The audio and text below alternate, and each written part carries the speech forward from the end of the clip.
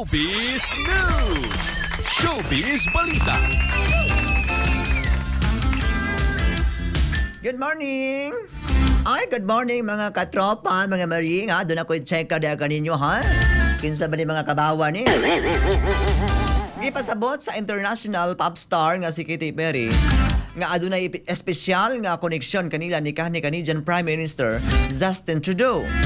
Gisugdan kini human nagmihatag sa social media ang mga litrato nga naghalok ang duruha. Samtang sakay sa usa ka yate. Nagsugod ang mga chismis pag-suod nila ni Katy Perry o Justin Trudeau.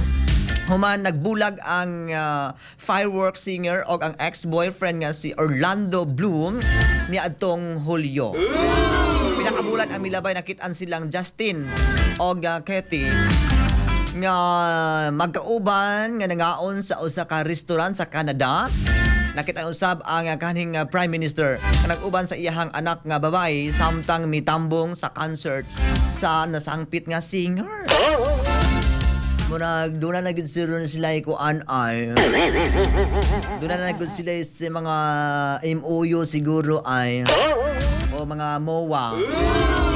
But anyway, ang ako lang mga malipay po ni si Katy Perry kay murag dili biya ni si Happy no. Ang buta to ang showbiz balita gikan diri sa tuang tigpamaba sa showbiz. Ako ni si Maring Inday Erika.